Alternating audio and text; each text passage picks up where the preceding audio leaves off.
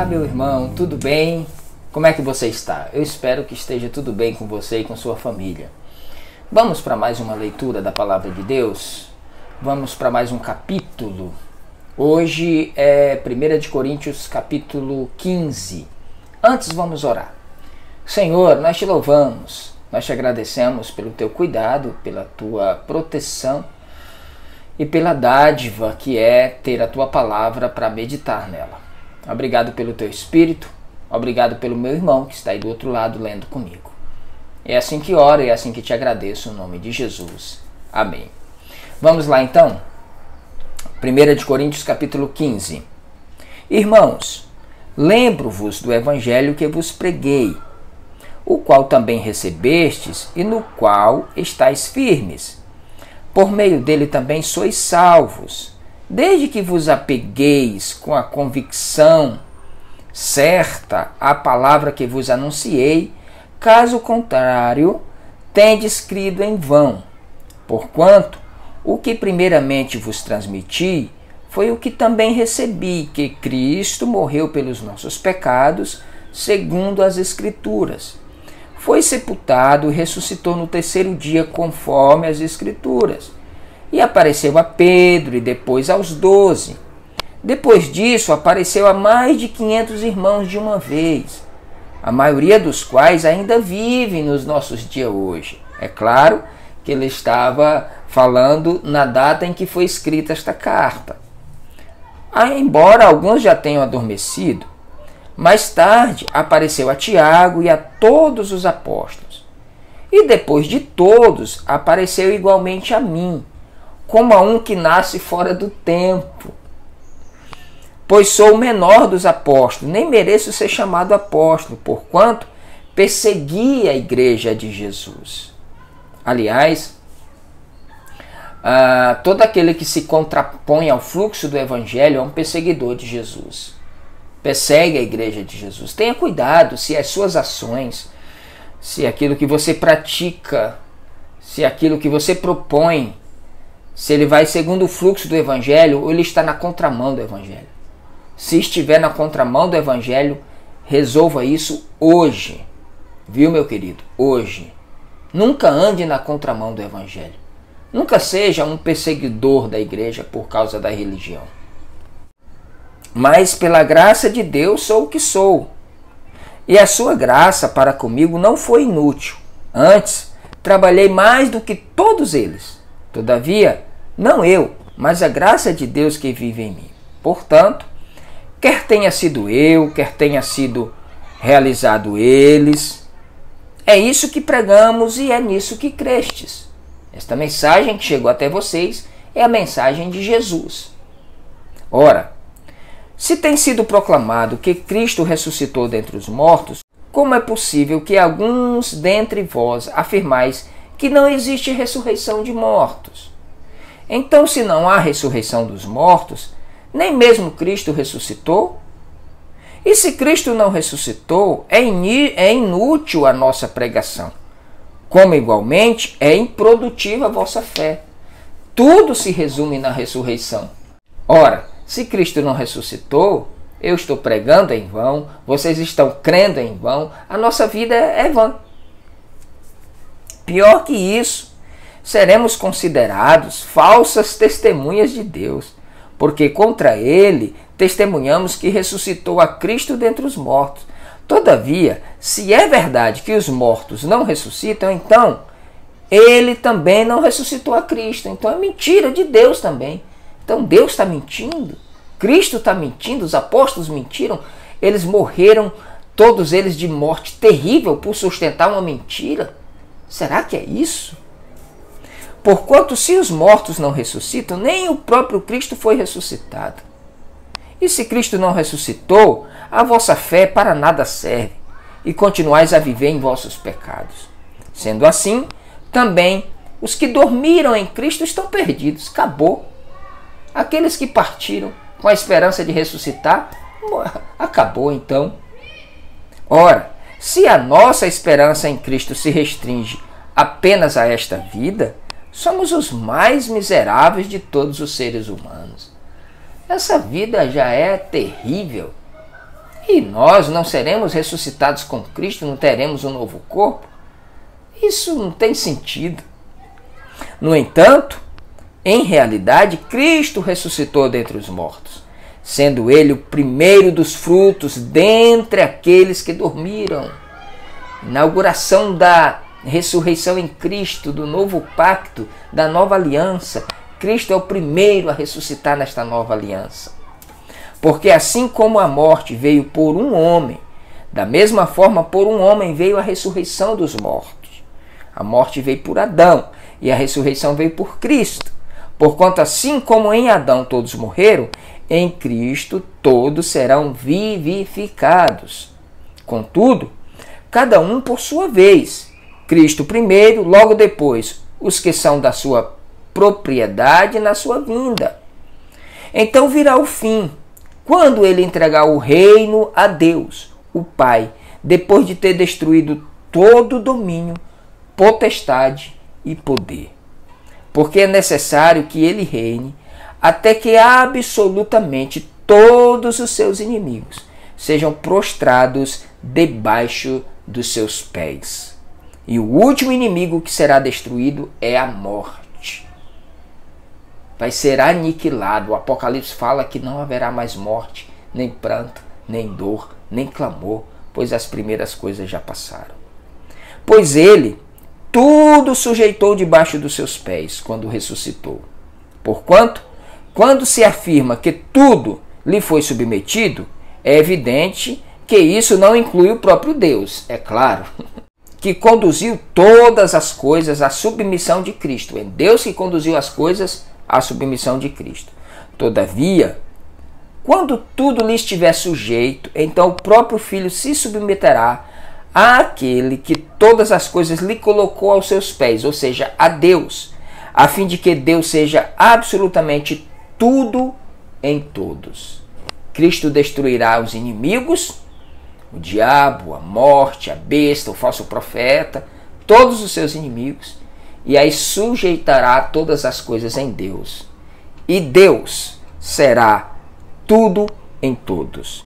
Se não há ressurreição, que farão aqueles que se batizam pelos mortos? Porque tinha, naquela época, um costume, em determinada seita, eles se batizavam por aqueles que já morreram sem se batizar, acreditando que aquele batismo serviria para aqueles que já morreram. É aí que Paulo usa esse argumento.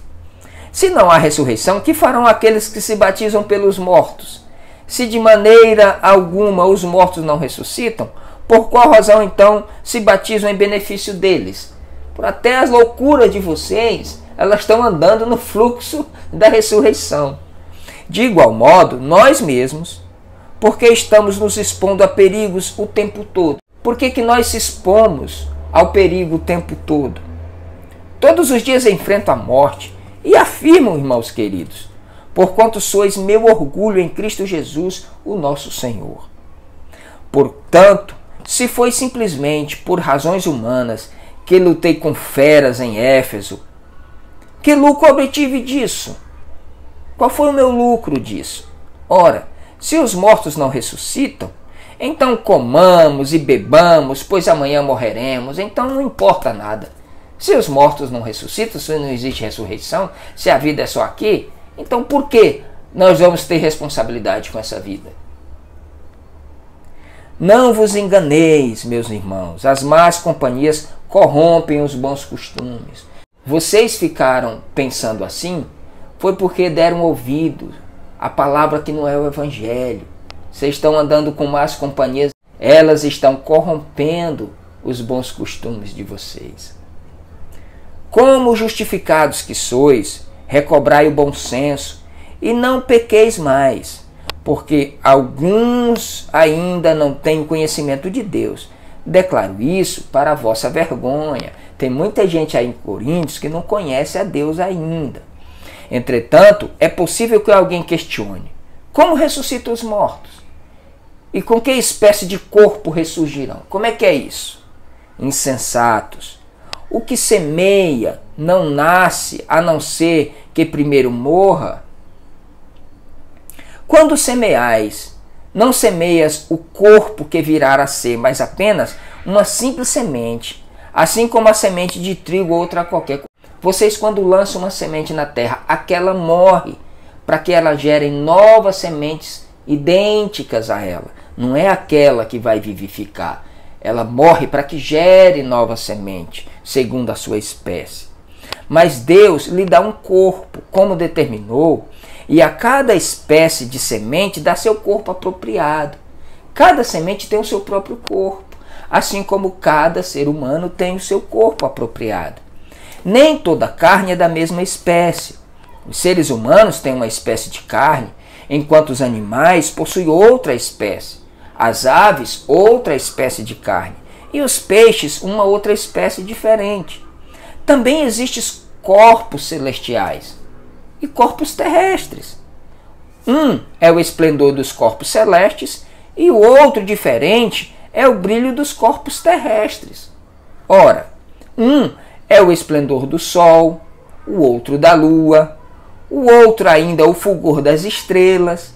E as estrelas diferem em luminosidade uma das outras. Até as estrelas, tem umas que brilham mais, tem outras que brilham menos. O fulgor do sol é diferente, o fulgor da lua é diferente. Existem esses corpos celestes e os corpos terrestres.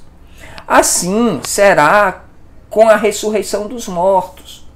O corpo que é semeado é perecível e ressuscitará imperecível.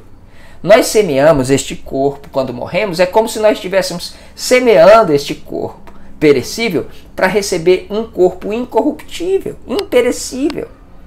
É semeado em desonra, porque é um corpo pecaminoso, mas ressuscita em glória. É semeado em fraqueza, porém ressuscita em poder. É semeado um corpo natural, contudo, ressuscita um corpo espiritual. Ora, se há corpo natural, há também corpo espiritual. Entendam isso, povo.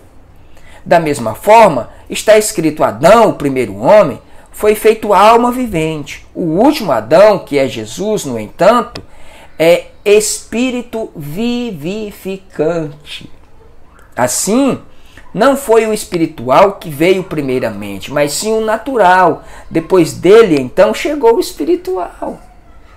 Jesus veio depois de Adão. Adão veio para mostrar o lado humano, o lado do corpo carnal, pecaminoso. Jesus veio para mostrar o corpo espiritual, o corpo que vence a morte.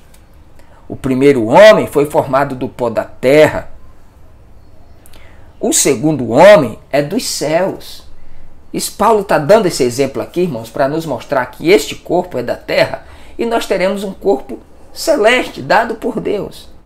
Os que são da terra são semelhantes ao homem terreno. Os que são do céu são semelhantes ao homem celestial. Esse corpo nosso é semelhante a Adão, mas nós teremos um corpo semelhante ao corpo de Jesus. Assim como obtivemos a imagem do homem terreno, receberemos de igual modo a imagem do homem celeste. Acabei de falar isso.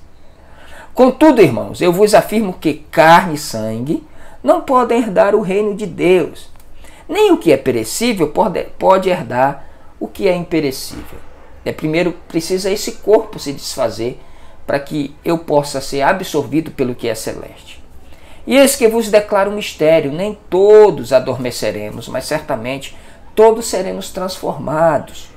No momento, num abrir e fechar de olhos, ao som da última trombeta, da última chamada. Porquanto a trombeta soará, os mortos ressuscitarão incorruptíveis e nós seremos transformados. Pois é impreterível que este corpo que perece se revista da incorruptibilidade e o que é mortal se revista da imortalidade.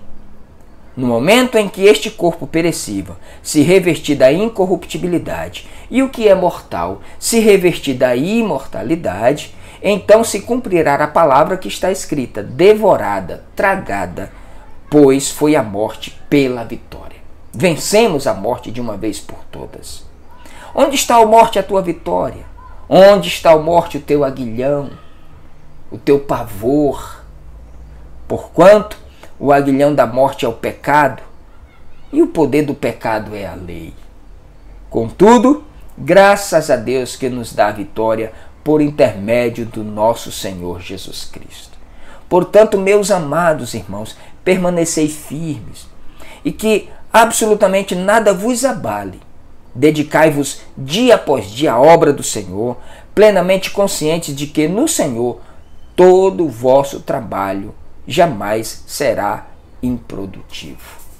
Esforcem-se, porque você terá uma recompensa. Além de vencer a morte, você receberá um corpo como o de Jesus Cristo. Você trocará esse corpo de Adão, que é o primeiro homem, pelo corpo celeste do segundo Adão, que é Jesus Cristo. Que maravilha, que leitura boa. Que Deus abençoe você, que Deus te dê graça, que você cumpra esse último versículo aqui, ó. Permaneça firme e que nada vos abale absolutamente. Dedique-se dia após dia à obra do Senhor e seja consciente de que no Senhor todo o seu trabalho não é vão, não é infrutífero. Tem uma recompensa. Que Deus abençoe.